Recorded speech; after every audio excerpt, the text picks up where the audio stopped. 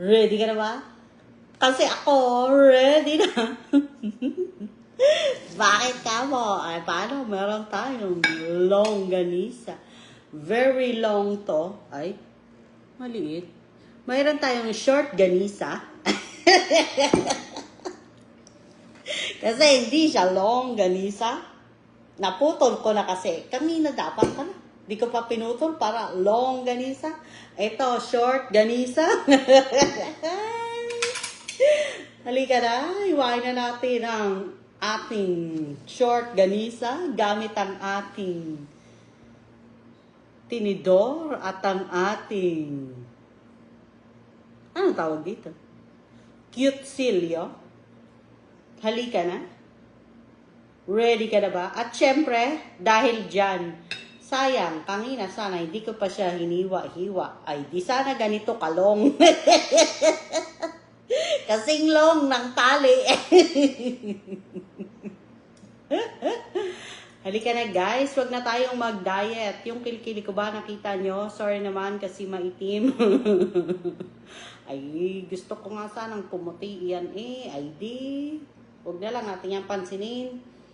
Kilikili ko, ito na lang, longganisa na lang ang ating pansinin. Hello sa nanonood dyan. Kumusta kayo? Ang ating short ganisa ay narito na at dahil nandyan kayo, susubuan ko kayo at ipag-i-slice.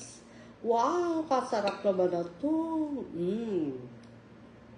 Halika na, kumain na tayo.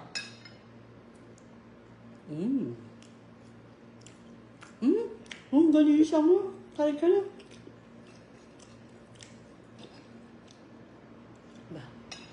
Napakasarap. Ito na nga yun. Oh, paano? Kakain mo na ako. Marami-rami itong aking short ganisa.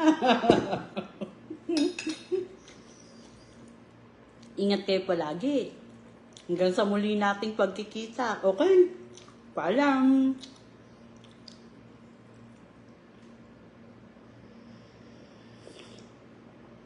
Kainit. Mag-tsaa ka rin. Mag-healthy living daw tayo, sabi ng tsaa. Balance it out. Hello, Rosemary Guzman. Quick. Kamusta ka dyan? Kamusta ang iyong araw? May nanood sa atin. Ayan. Hindi tuloy tayo nakapagbabay kasi may nanonood. Ayan, may isa pang nanonood. Sino ka ba ang nanonood ka? Mag-comment ka dyan para malaman ko. At dahil dumating ka, Rosemary Guzman Kiko, sorry naman kung mali ang aking pronunciation sa pagbasa ng iyong pangalan. Ay di halika na, kumain na tayo, Rosemary. Ito. Subo na to ay para sa'yo. Sa'yo nga. Halika na, nga na dyan. Ang sarap talagang kumain. Paano? Bye! Magtsatsaa pa ako. Tsaka, slide. Paalam.